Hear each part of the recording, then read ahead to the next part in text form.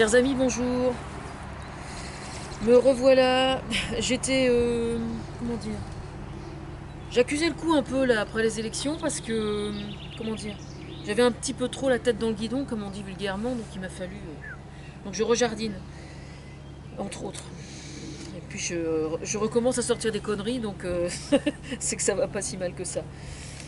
J'étais hier soir à une petite cérémonie qui est organisée à Pavilly pour l'anniversaire de l'élection, de la première élection de François Mitterrand à Pavilly, et ça m'a fait du bien de rencontrer quelques socialistes du coin. Enfin, on était quelques-uns, quoi.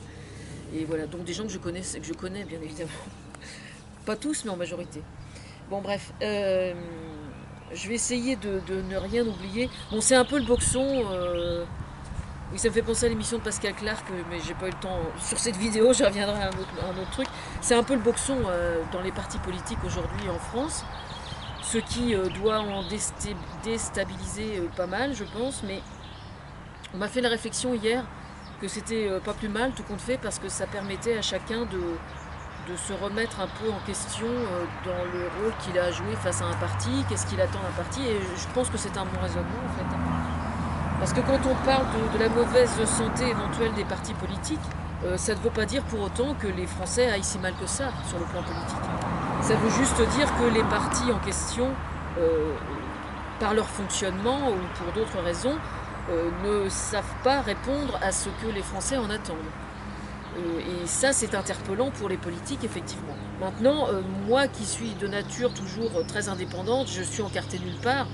Et j'ai jamais rencontré, enfin bon, hormis évidemment les gens du coin, quoi. Autrement, j'ai quasiment, non, j'ai quasiment jamais rencontré de politique important. Enfin, à part Christiane Taubira l'autre jour, à part Christiane Taubira l'autre jour à Paris. Mais c'est pas grave pour autant. Je veux dire par là que je garde ma façon de penser, mes convictions, etc. Et ça m'empêche pas du tout de les soutenir. C'est vrai que j'ai une démarche atypique, mais bon, c'est comme ça. Mais je commente, hein, soyez sans crainte, ça m'empêche absolument pas d'être efficace. N'importe qui est capable de faire des vidéos et de les poser sur YouTube. Hein, à partir du moment où il n'y a pas de, comment dire, de mauvaises intentions. Enfin, déjà quand il y a des mauvaises intentions, c'est difficile de faire le ménage par YouTube. Alors, quoique ça vient, hein, ça vient. Je leur ai signalé une vidéo là particulièrement pourrie que depuis je ne sais combien de temps. Les commentaires et la vidéo sont d'un pourri comme c'est pas permis, et ils m'ont répondu il y a quelques jours. Comme quoi, il faut jamais désespérer. Bon. Alors, au sujet de Madame Le Pen, Marine Le Pen,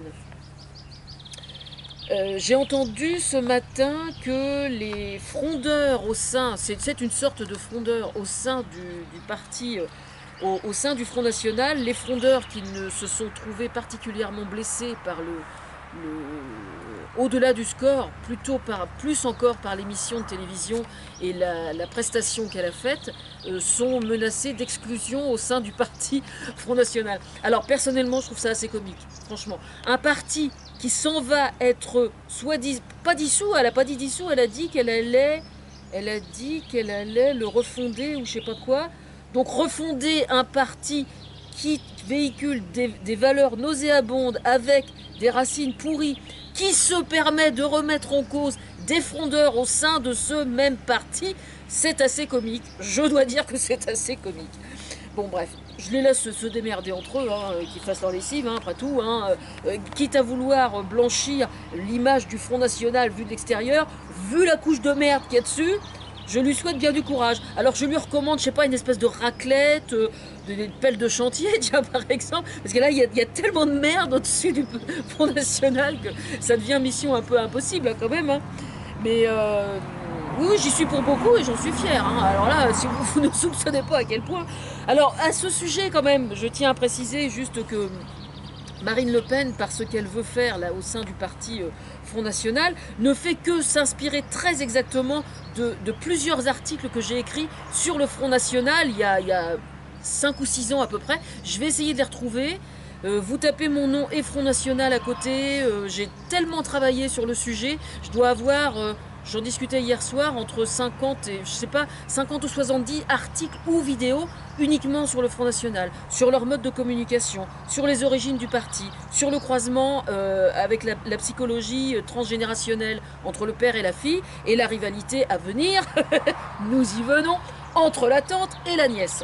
Donc, en fait, cette histoire de changement de parti, c'est moi qui ai expliqué dans un article que la seule façon de faire de la politique de la part de Marine Le Pen, si elle était une femme bien et réellement bien intentionnée envers la France, elle n'avait qu'à tout simplement quitter le Front National et créer son propre parti. Voilà. Mais évidemment, elle ne pouvait pas le faire parce qu'il y avait le problème de toute la clique du paternel, qui sont eux évidemment adeptes du Front National parce qu'ils sont attachés à son père. Et elle ne pouvait pas se permettre le luxe, évidemment, de cracher sur ces gens-là. Enfin, pas de les cracher, mais de les évincer. Voilà pourquoi elle ne l'a pas fait. Donc là, maintenant qu'elle s'est pris un bon râteau, fidèle, parce qu'évidemment, il y a le problème de loyauté derrière, fidèle aux racines pourries du Front National, maintenant, elle a l'intention de le faire. Alors, refonder un parti, ça ne veut pas dire le renier, hein, qu'on soit bien d'accord. Hein, parce que là, évidemment, elle est dans la merde. Mais alors, jusque-là, parce qu'il y a déjà tous les vieux du Front National qui sont en train de gueuler, bien évidemment. Bon alors, au sujet du fait que Marion Maréchal Le Pen se soit retirée de la vie politique, j'ai trouvé ça assez drôle. Stratégiquement, c'est assez bien vu. Heureusement que sa fille est là pour servir de prétexte, hein, franchement. Alors là, il y a deux hypothèses en fait. Soit en fait, elle se rend compte que le parti, le Front National est vraiment complètement pourri, et peut-être qu'il existe quelque chose de bien dans le fond du cerveau de Marion Maréchal. Sait-on jamais? Sait-on jamais? Non mais faut, la pire des personnes peut toujours un jour virer, on ne sait jamais, hein, devenir. Regardez, Marine Le Pen par exemple a fait des erreurs de jeunesse en défendant des migrants quand elle était avocate. Comme quoi, chacun fait ses erreurs de jeunesse, hein? Bon, voilà.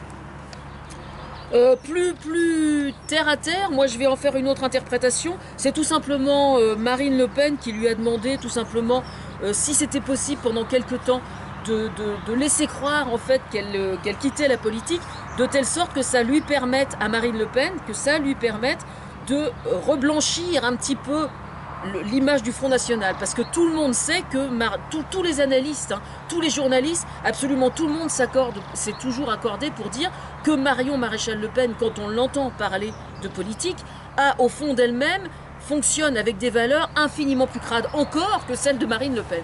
Donc Marine Le Pen demandant à sa nièce de dégager pendant quelque temps qu'on l'oublie, c'est tout simplement dans le seul et unique objectif de laisser croire que le Front National va devenir un peu moins crasseux.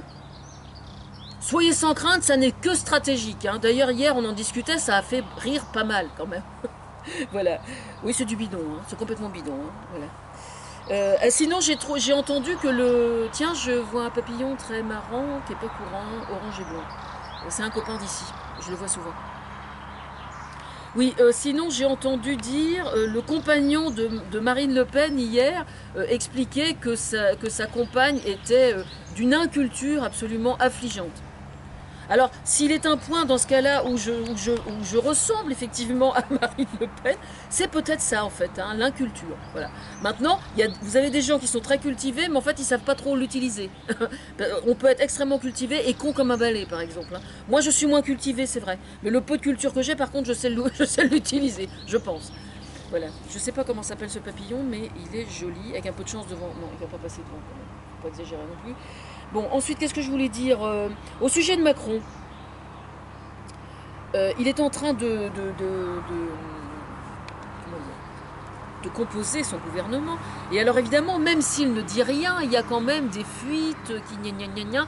Donc, moi, j'écoute la radio ce matin, et puis, bêtement, quand j'écoute la radio, quand certaines choses sont dites, hop, le son est coupé. Ça veut dire qu'on veut mon point de vue.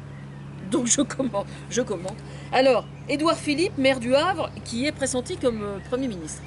Alors, je l'avais rencontré au Havre quand il y avait eu le forum européen, je sais plus quoi. Moi, j'ai rien contre, hein, je le connais pas plus que ça. C'est un ancien PS, en fait, je n'étais pas au courant.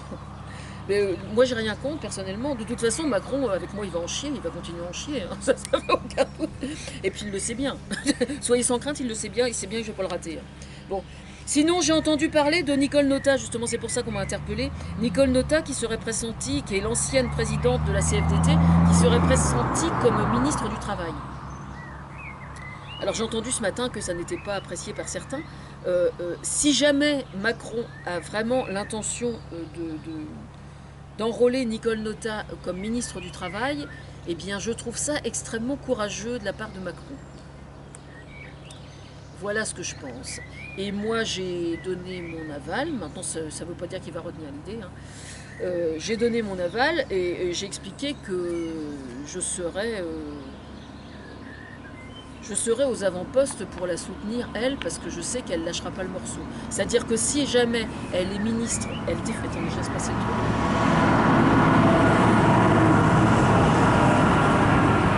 Je veux dire par là que si jamais Nicole Notat était Premier ministre du Travail, elle ne lâcherait absolument pas une once de ses convictions politiques pour autant. Et donc, moi je la soutiendrai, hein. Ça, il n'y a absolument aucun problème sur le sujet. Il y a des gens qui sont inquiets au sujet de Macron, mais sincèrement, moi je ne le suis pas tant que ça en fait. Je ne le suis pas du tout même. Parce que je pense que c'est quelqu'un de très intelligent, et donc il sait très bien que le monde dans lequel on vit est un monde qui est en mutation, et qu'aujourd'hui, le phénomène de mondialisation, il a lieu aussi par le biais d'Internet. Et que si jamais il nous fait des petits dans le dos, entre guillemets, putain, il va en prendre plein la gueule et il le sait.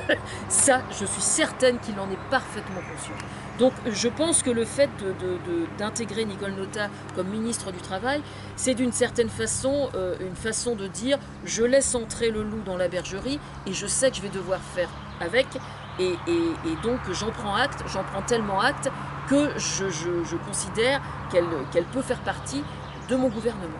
Et donc ça, comme on dit vulgairement, c'est quand même extrêmement couillu de la part de Macron. Maintenant, est-ce qu'il va suivre ou pas le fait de le faire? Moi, je considère que... Il y a une chose qu'il faut savoir quand même, c'est que cette histoire de flexibilité, etc., et de mise en danger du travailleur d'une certaine façon, c'est un énorme problème évidemment pour l'individu parce qu'il n'a pas, le travailleur n'a pas à se trouver broyé comme ça au bénéfice de la finance. Mais il n'empêche qu'il y a aussi un autre angle sous lequel on peut observer les choses qui réside dans les lois justement qui gèrent une société. Je vais vous donner un exemple. Moi là, je souhaite partir de cette maison-là parce qu'il se trouve que j'ai un internet de mauvaise qualité ici. Donc quand je fais une vidéo, la vidéo que je fais là, il va me falloir 3 ou 4 heures pour qu'elle soit uploadée. Ce qui est un gros problème parce que je suis censée faire des conférences en direct. Donc je me suis renseignée pour trouver un petit appartement ou juste un 2 pièces hein, dans le coin, là, où je puisse avoir simplement un internet très haut débit pour pouvoir faire mes conférences en direct. Donc j'ai téléphoné hier dans des agences immobilières pour me renseigner et ils m'ont expliqué que j'ai un capital, hein, je veux dire, je suis pas, j'ai un capital assez important, enfin suffisamment important à mon avis. Et on m'a carrément dit que quelle que soit l'ampleur du capital dont je dispose, jamais un propriétaire dans le privé n'acceptera de me louer quoi que ce soit. Voilà. Alors moi je vais vous soumettre un truc. Aujourd'hui vous avez les agences d'intérim par exemple qui embauchent certains intérimaires avec des contrats à durée indéterminée. Donc les mecs ils sont embauchés, hein, ils sont contents, ils sont flexibles, etc. Bon, il va falloir veiller au grain parce que c'est un statut qui est intermédiaire. Donc ce qui se passe c'est qu'il y a probablement certaines boîtes d'intérim qui... comment dire, il faut faire attention que ce ne soit pas une niche où vienne se planquer une nouvelle forme d'esclavage. Parce que c'est possible aussi. Hein. Je veux dire par là qu'il y a des entreprises qui vont n'embaucher que ces CDI embauchés uniquement dans ces conditions-là et qui sont donc susceptibles de pratiquer des lois du travail qui sont pour le moins discutables. Donc ça, il va vraiment falloir y faire attention. Je sais parce qu'on m'a filé le bébé il y a quelques jours, là. Mais c'est vrai, il va falloir y faire attention. C'est une chose. Mais, ce qui est important, c'est de voir en quoi, pourquoi et comment les banques aujourd'hui refusent de considérer ces CDI dont il est question comme des CDI de n'importe quelle branche. Moi, j'avais demandé, j'en avais discuté avec des gens d'une association d'ailleurs, à ce que les banques, tiens, ça c'est un truc à faire en 49.3 en urgence. Hein. Je ne suis pas trop pour ce genre de truc comme pratique, c'est vrai, mais là, c'est un truc que Macron devrait faire vraiment en urgence, c'est-à-dire obliger les banques à considérer les CDI d'intérim exactement comme les CDI normaux.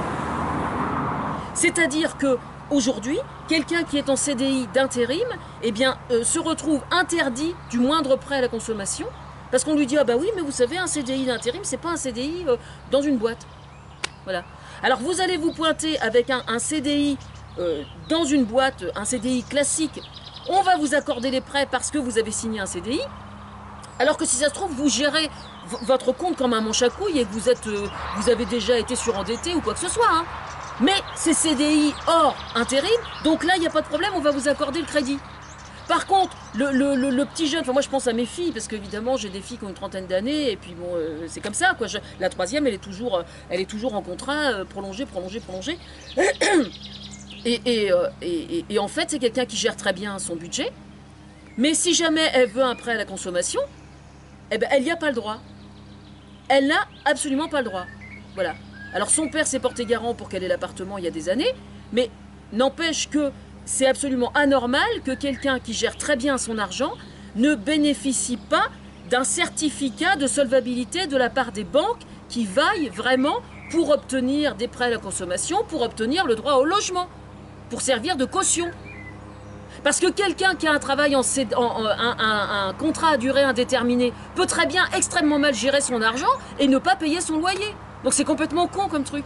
Voilà, ça c'est un truc à faire en 49.3, tiens. Et puis on emmerde les banques en passant.